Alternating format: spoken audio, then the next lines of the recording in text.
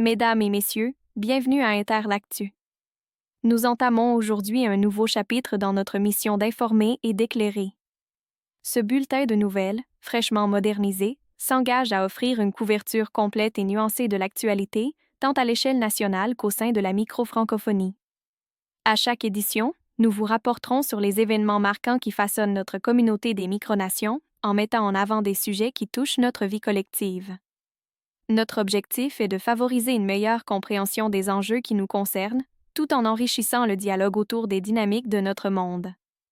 Nous vous invitons à rester avec nous pour découvrir des récits qui méritent votre attention.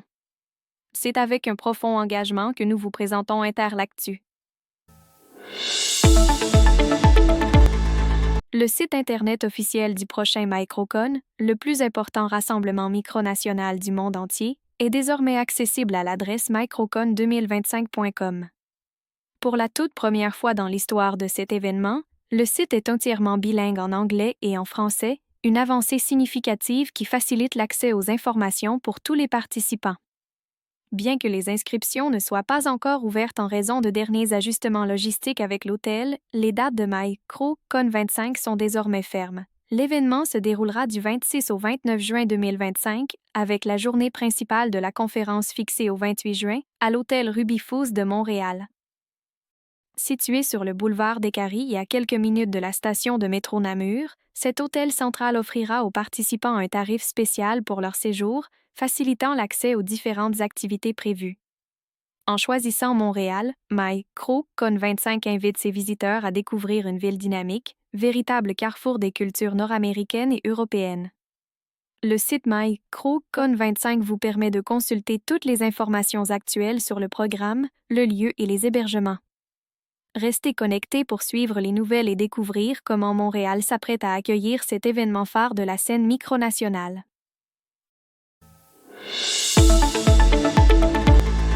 Une transformation significative dans le paysage médiatique micronational, microcosme.info, le média de référence, s'apprête à tirer sa révérence en tant que plateforme en ligne.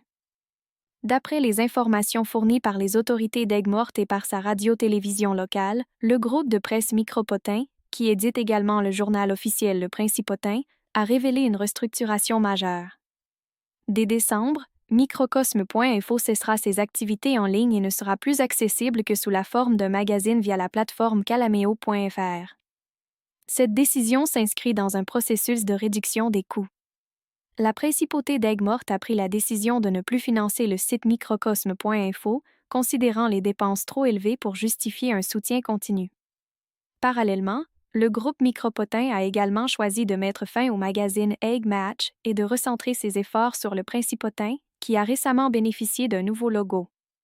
Pour la communauté micronationale, cette évolution représente la perte d'une source d'information essentielle, un espace d'actualité régulièrement mis à jour, désormais voué à disparaître.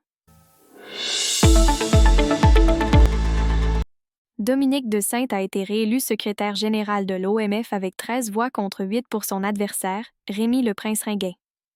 Cette victoire met en lumière une division au sein de l'organisation, soulignant la nécessité d'un effort de rassemblement. Ce nouveau mandat représente un défi pour de Sainte, qui devra instaurer un dialogue inclusif pour apaiser les critiques sur sa gouvernance. Son slogan, « Une direction claire pour l'OMF », reflète son engagement à moderniser les structures et à améliorer la transparence, des aspects souvent remis en question. L'élection s'est déroulée sans débat officiel, une initiative qui avait pourtant été initiée par la RTM, poussant les candidats à se tourner vers les réseaux sociaux. De Sainte a adopté une stratégie plus active, tandis que le Prince-Ringuet a choisi une approche plus discrète. Ce manque de débat a privé les électeurs d'une évaluation directe des visions des candidats. Le soutien notable de Le Prince-Ringuet, bien qu'il s'agisse d'une première candidature, témoigne d'un désir de changement au sein de l'OMF. Toutefois, la majorité a opté pour l'expérience de Sainte, déjà reconnue pour ses compétences en diplomatie et en communication. La réélection de Sainte est un tournant. Il devra répondre aux critiques et moderniser les instances de l'OMF pour rendre les processus décisionnels plus accessibles. Il a également annoncé son intention d'encourager l'utilisation de plateformes numériques pour faciliter l'échange d'idées, tout en tenant compte des défis techniques auxquels certaines micronations pourraient faire face. Cette réélection n'est pas qu'un renouvellement, mais une opportunité pour De Sainte de créer une micro-francophonie plus unie et résiliente. Dans un contexte micronational en constante évolution, il devra faire preuve de détermination et d'ouverture pour bâtir un avenir collectif. Le prince d'Héliantis, Vincent Ier, a été accueilli chaleureusement par le président de la République du Sauget et ses citoyens, témoignant de l'esprit convivial de cette micronation. Il a assisté à la cérémonie en hommage aux citoyens d'honneur décédés et participé au dépôt de gerbes au monument aux morts, illustrant le respect et la solidarité entre nations. Lors du déjeuner à Gilet, rassemblant près de 400 convives autour de spécialités locales, Vincent Ier a témoigné de son soutien à cette tradition saugette, rappelant l'importance des liens fraternels entre la principauté et la République. Cette édition n'était pas la première à laquelle un membre de l'OMF participe, plusieurs représentants ayant déjà pris part à cette célébration, mais cette fois-ci, c'est Vincent Ier qui a porté les couleurs de l'OMF, illustrant l'engagement de l'organisation à renforcer ses liens diplomatiques.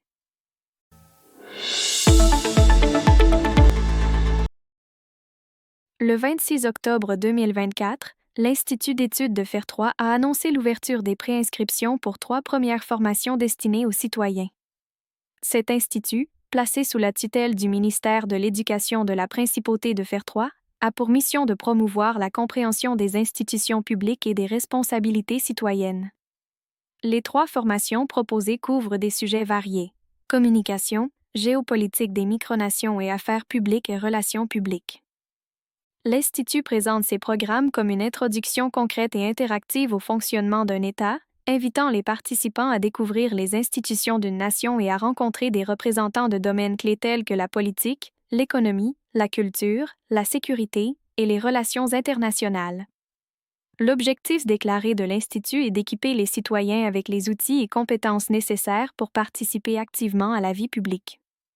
Ces programmes seront proposés en distanciel et en présentiel, bien que les dates exactes et les modalités soient encore en cours de finalisation.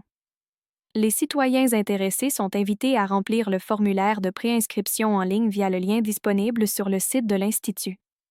Les participants recevront ensuite les informations définitives pour les sessions.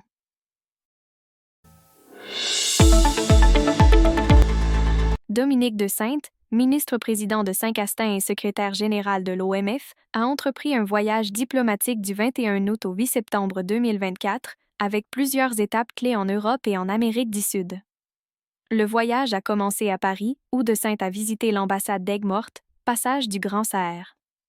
Il s'est ensuite dirigé vers Grenoble pour discuter de la coopération entre les micronations avec le prince Jean-Pierre IV et explorer le centre historique, y compris une montée en téléphérique vers le château de la Bastille.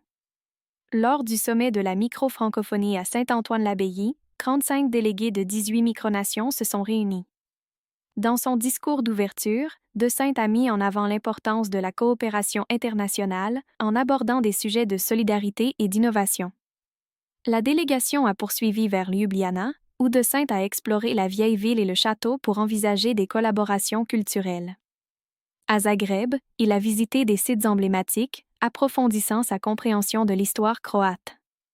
À Sarajevo, il a été particulièrement marqué par le quartier ottoman ainsi que le pont latin, où l'assassinat de l'archiduc François-Ferdinand s'est déroulé. Une visite à la brasserie de Sarajevo et une ascension du mont Trebević ont précédé son passage au Parlement de Bosnie-Herzégovine. En route vers Split, une escale à Mostar a permis d'explorer le Stari Most et de promouvoir le dialogue interculturel. Enfin, à Split, De Sainte et le prince Jean-Pierre IV ont visité le palais de Dioclétien, propice aux échanges diplomatiques. Le voyage s'est ensuite poursuivi en solitaire à Bogota en Colombie, où De Sainte a découvert le musée de l'or et gravi le Montserrat, tout en observant la réalité colombienne, marquée par des événements socio-économiques tels que la grève des camionneurs. Des mois après ce périple, l'influence de ce voyage est encore perceptible. La participation active de Sainte au sommet de la micro-francophonie et ses échanges ont renforcé son image dans la communauté micronationale, contribuant à sa réélection au poste de secrétaire général et mettant en avant l'importance des relations établies durant ce voyage. Et ainsi s'achève Interlactu. Merci de votre écoute. Nous vous incitons à explorer la toute nouvelle grille d'Inter-CRDS Saint-Castin, qui bénéficie maintenant d'une révision totale et d'une nouvelle identité visuelle. De nouvelles émissions captivantes sont à venir et nous vous y invitons à demeurer connectés pour ne rien rater des prochains bulletins d'information. À très bientôt pour davantage de détails et d'analyses sur l'actualité de notre société.